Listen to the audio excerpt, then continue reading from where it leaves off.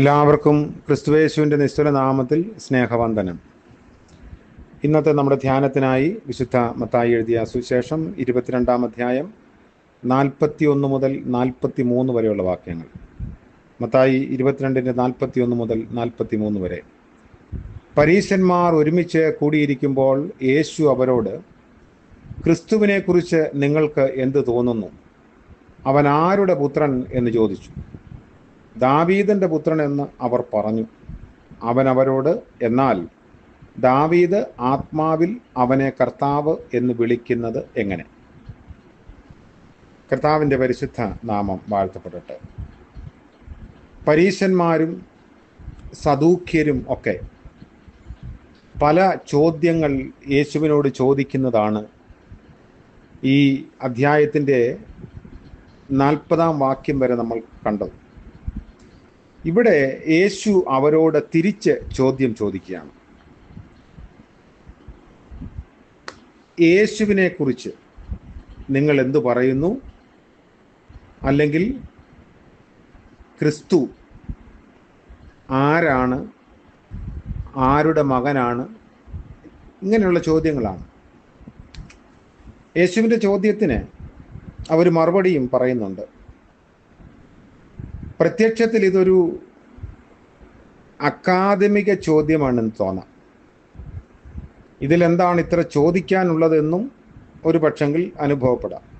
കാരണം മശിഹായെ ദാവീദിൻ്റെ പുത്രനായി ചിത്രീകരിക്കുന്ന ധാരാളം വേദഭാഗങ്ങളുണ്ട്. ആ ഭാഗങ്ങളുടെ അടിസ്ഥാനത്തിൽ മശിഹ ദാവീദിൻ്റെ പുത്രനായിരിക്കുമെന്നും യൂദായുടെ സിംഹാസനത്തിൽ ആരൂഢനാകുമെന്നും യഹൂദരിൽ പലരും പ്രതീക്ഷിച്ചു. ഈ പ്രതീക്ഷകൾ സാവകാശം ഒരു രാഷ്ട്രീയ മശിഹായെക്കുറിച്ചുള്ള സ്വപ്നങ്ങളായി മാറി ചിലരുടെയൊക്കെ മനസ്സിൽ. റോമൻ അടിമത്തത്തിൽ നിന്നും തങ്ങളെ രക്ഷിക്കാനിരിക്കുന്നവനാണ് മശിഹ അല്ലെങ്കിൽ രാജാവ് എന്ന് പൊതുജനം കണക്കുകൂട്ടി.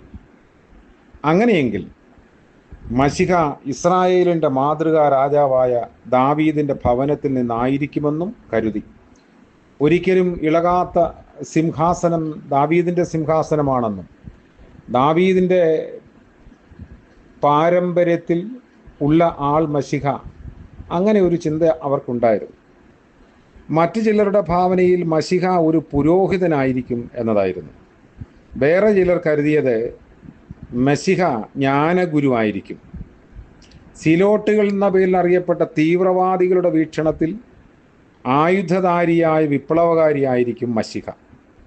അപ്പോൾ ഇങ്ങനെയുള്ള പല മശിഹ സങ്കല്പങ്ങളെക്കുറിച്ചുള്ള പൊതുജനത്തിൻ്റെ അഭിപ്രായങ്ങൾ ആരാണ് മശിഹ എന്ന ചോദ്യത്തിലേക്ക് ക്രിസ്തുവിനെ നയിക്കുന്നു. മശിഹ ദാവീദിൻ്റെ പുത്രനായിരിക്കുമെന്ന വിശ്വാസത്തെ ചുറ്റിപ്പറ്റി നിന്ന ദുരൂഹത പരിഹരിക്കുകയാണ് ഈ ചോദ്യത്തിൻ്റെ പ്രധാന ലക്ഷ്യം. കർത്താവ് ചോദിക്കുന്നു, നിങ്ങൾ ക്രിസ്തുവിനെ കുറിച്ച് എന്ത് വിചാരിക്കുന്നു? അവൻ ആരുടെ പുത്രനാണ്? സുവിശേഷത്തിൻ്റെ ആരംഭത്തിൽ അവിടെ നിന്ന് അവസാനത്തിലേക്ക് എത്തുമ്പോൾ കാണുന്ന സുപ്രധാനമായ ഒരു വീക്ഷണത്തിന് സാക്ഷിയാവുകയാണ്. സുവിശേഷത്തിൻ്റെ ആരംഭത്തിൽ ദൈവരാജ്യമായിരുന്നു പ്രധാനപ്പെട്ട വിഷയം. ഇപ്പോൾ ക്രിസ്തു അഥവാ മശിഹയാണ് പരമപ്രധാനമായ പ്രമേയം. ദൈവരാജ്യത്തിൽ നിന്ന് ക്രിസ്തുവിലേക്ക് ഫോക്കസ് കേന്ദ്രീകരിക്കുകയാണ്. ദാവീദിൻ്റെ പുത്രൻ. പരീശന്മാരുടെ ഉത്തരം മത്തായിയുടെ സഭയിൽ നിലനിന്നിരുന്ന ചിന്തയുടെ ഒരു പ്രതിഫലനം കൂടെയാണ്. മത്തായിയുടെ സുവിശേഷത്തിലെ ആദ്യ വാചകം തന്നെ അതായിരുന്നു, അബ്രഹാമിൻ്റെ പുത്രനായ ദാവീദിൻ്റെ പുത്രൻ യേശു ക്രിസ്തു. മത്തായിയുടെ സഭയിലെ ക്രൈസ്തവ പരീശന്മാരും നിയമജ്ഞരും യേശു ദാവീദിൻ്റെ പുത്രനാണെന്ന് വിശ്വസിച്ചിരുന്നു എന്നാണ് ഇതിൻ്റെ അർത്ഥം. എന്നാൽ യേശു അത് തിരുത്തി കുറിക്കുന്നു.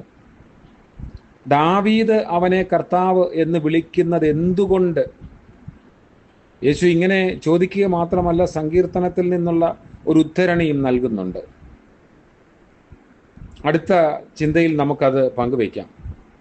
അപ്പോൾ യേശുവിൻ്റെ വർത്തമാനകാലവും പൂർവികരുടെ ഭൂതകാലവും തമ്മിലുള്ള സംഘർഷം അവതരിപ്പിക്കുക എന്നത് മത്തായിയുടെ ഒരു പ്രധാന ഉദ്ദേശം തന്നെയായിരുന്നു. അപ്പോൾ ക്രിസ്തു അല്ലെങ്കിൽ മശിഹ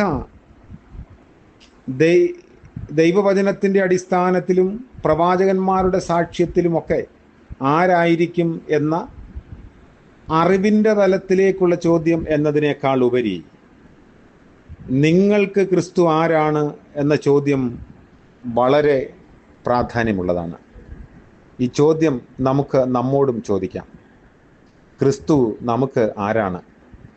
മാനവരാശിയുടെ രക്ഷയ്ക്കായി ജനിക്കുകയും ജീവിക്കുകയും മരിക്കുകയും ചെയ്ത ഒരാൾ എന്ന തരത്തിൽ നിന്ന്, അതായത് നമ്മൾ രക്ഷിതാവായി അംഗീകരിക്കുകയും സ്വീകരിക്കുകയും ആരാധിക്കുകയും ചെയ്യുന്ന ഒരു ദൈവിക ആളത്വം എന്ന നിലയിൽ നിന്ന് നമ്മുടെ വ്യക്തിപരമായ അനുഭവത്തിൽ ക്രിസ്തു നമുക്ക് ആരാണ്? ഈ ചോദ്യത്തിൻ്റെ ഉത്തരം ഓരോരുത്തർക്കും ഓരോ തലത്തിലായിരിക്കും. ക്രിസ്തു എൻ്റെ ജീവിതത്തിൽ എനിക്ക് ആരാണ് എന്നതും മറ്റൊരാളിൻ്റെ ജീവിതത്തിൽ ക്രിസ്തു ആരാണ് എന്നതും തമ്മിൽ അനുഭവങ്ങളുടെ അന്തരമുണ്ട്. നമുക്ക് നമ്മോട് ചോദിക്കാം, ക്രിസ്തു എനിക്ക് ആരാണ്? പ്രാർത്ഥിക്കാം. കർത്താവേ, അവിടുന്ന് പുതിയ പ്രഭാതം ദാനമായി നൽകിയല്ലോ, നന്ദിയോടെ സ്തോത്രം. ഞങ്ങളങ്ങേ ആരാധിക്കുകയും അംഗീകരിക്കുകയും സ്വീകരിക്കുകയും ഞങ്ങളുടെ രക്ഷകനായ ഹൃദയത്തിൽ ഞങ്ങൾ കർത്താവിനെ സ്വീകരിച്ച് പിന്തുടരുമ്പോൾ ഞങ്ങളുടെ അനുഭവത്തിൽ അവിടുന്ന് ആരാണ് എന്ന് പറയാനും സാക്ഷിപ്പാനും ധാരാളം ജീവിതാനുഭവങ്ങൾ ഞങ്ങൾക്കുണ്ട്. അത് മറച്ചു വയ്ക്കാതെ പങ്കുവെപ്പാനുള്ള കൃപ ഞങ്ങൾക്ക് നൽകണമേ. ഇന്ന് പകൽക്കാലം പ്രഭാതം മുതൽ ഞങ്ങൾ ആരംഭിക്കുന്ന ജീവിത ചരണികളിൽ കർത്താവിൻ്റെ കൃപ കൂടെ ഇരുന്ന് ആലോചന നൽകി ക്രിസ്തു ആരാണ് എന്ന് ഞങ്ങളുടെ പ്രായോഗിക ജീവിതത്തിൽ നിന്ന് കാണിച്ചു കൊടുക്കാനുള്ള കൃപയും വിനയവും സാക്ഷ്യവും ഞങ്ങൾക്ക് നൽകണമേ.